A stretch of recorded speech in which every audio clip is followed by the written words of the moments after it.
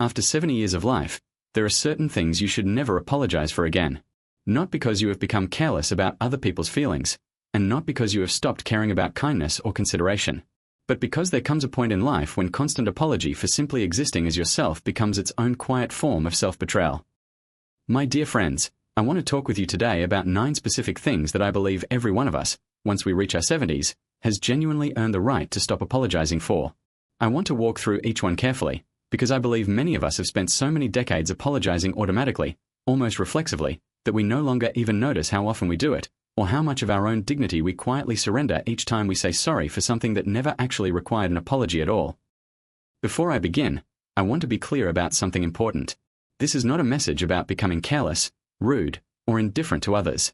Genuine mistakes, genuine harm caused to another person, these still deserve genuine apology, regardless of your age. What I want to address today is something different: the habit of apologizing for simply being who you are, for having needs, preferences, and boundaries that require no justification and certainly no apology. Let us walk through these 9 things together.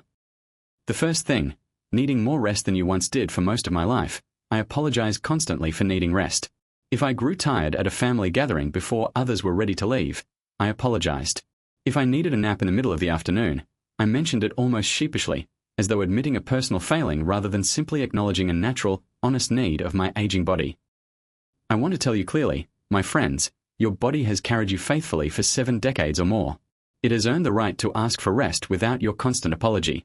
When you need to sit down during a long outing, when you need to leave a gathering earlier than you once would have, when you simply need more sleep than you did at 40, this is not weakness requiring apology. This is your body honestly communicating its genuine needs after a lifetime of faithful service. Honor that need without apologizing for it. The second thing, saying no to invitations and requests. For decades, I said yes to nearly every invitation and request that came my way, and when I occasionally found the courage to decline, I always accompanied that decline with an elaborate, almost desperate apology, as though saying no was itself a small betrayal requiring immediate correction. You have spent decades saying yes to countless obligations, countless requests, countless invitations that did not always serve your genuine well-being. After 70, you have earned the right to say no simply and clearly, without apologizing for protecting your own time and energy. A simple, "I won't be able to make it," requires no apology attached to it. Your time has value, and declining an invitation is not an offense against anyone. The third thing, spending your own money on things you enjoy. I spent years apologizing, in various indirect ways, for spending money on things that brought me genuine pleasure, whether a trip, a hobby, or simply a comfortable chair I genuinely wanted. I would mention these purchases almost offensively to my children, offering justifications before anyone had even questioned me, as though enjoying the fruits of decades of hard work required some kind of ongoing apology or explanation. You have worked, saved, and sacrificed for many decades. The money you have earned is yours to enjoy, within whatever reasonable boundaries you have set for your own financial security. Spending it on things that bring you genuine joy requires no apology whatsoever. You do not owe anyone an accounting of how you choose to spend what you have rightfully earned across a lifetime of labor. The fourth thing, your appearance and the visible signs of aging. For years, I noticed myself almost apologizing, through self-deprecating comments, for how I looked, for the wrinkles, the slower movements, the physical changes that naturally accompany 7 decades of living. I would make small, self-critical remarks about my own appearance, almost preemptively, as though apologizing for aging itself before anyone had even commented on it. My friends, the visible signs of aging on your body are not something requiring apology or self-deprecation. They are evidence of a life fully lived, of decades of experience, of a body that has carried you faithfully through everything you have encountered. There is nothing about growing older that requires apology, and I encourage you to release any habit of self-critical commentary about your own appearance that may have developed over the years. The fifth thing, asking for help when you genuinely need it. I want to be honest, for much of my life, I found it deeply difficult to ask for help, and when I finally did, I accompanied the request with excessive apology, as though needing assistance was itself an admission of failure rather than simply an honest, reasonable request appropriate to whatever circumstance I found myself in. After 70, physical tasks that were once simple may genuinely require assistance, whether carrying something heavy, navigating a difficult set of stairs, or managing a complicated technological device. Asking for this help is not a failure requiring apology. It is simply honest acknowledgement of your genuine circumstances at this stage of life, and there is no shame whatsoever in requesting support when you genuinely need it.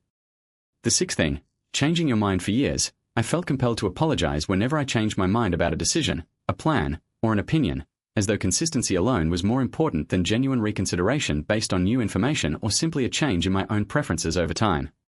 You have earned, across 7 decades of genuine life experience, the right to change your mind without extensive apology or justification. If you decide you no longer wish to attend an event you previously agreed to, if you reconsider a long-held opinion in light of new understanding, if you simply prefer something different than you once did, this requires no apology. Human beings are permitted to grow, reconsider, and change throughout their entire lives, and this permission does not expire with age. The 7th thing, holding opinions that differ from your family's. I spent many years apologizing, in subtle ways, for holding political, social, or personal opinions that differed from those of my children or extended family. I would soften my genuine views, offer excessive caveats, or apologize preemptively for perspectives I genuinely held, simply to avoid the discomfort of disagreement within my own family. After 70 years of genuine lived experience, you have earned the right to hold your own views, informed by decades of observation and understanding, without apologizing for disagreeing with younger generations who may not yet share your particular perspective. Respectful disagreement requires no apology. Your views, developed across a lifetime, deserve genuine consideration, not automatic apology simply because they differ from prevailing opinion among your family or your broader community. The 8th thing, grieving what you have lost. I want to speak gently about this one, because I believe it is often misunderstood. For years, I felt compelled to apologize for genuine grief, whether missing my late wife, missing friends who had passed, or simply missing an earlier chapter of my own life that could not be reclaimed. I would apologize for becoming emotional, for needing space to process genuine sorrow, as though grief itself was an imposition on the people around me. Grief, at this stage of life, is not something requiring apology. By the time we reach our 70s, most of us have accumulated significant losses, people we loved deeply, places and times that shape who we are, versions of ourselves and our bodies that we can no longer fully reclaim. This grief deserves space, deserves genuine expression, and requires absolutely no apology.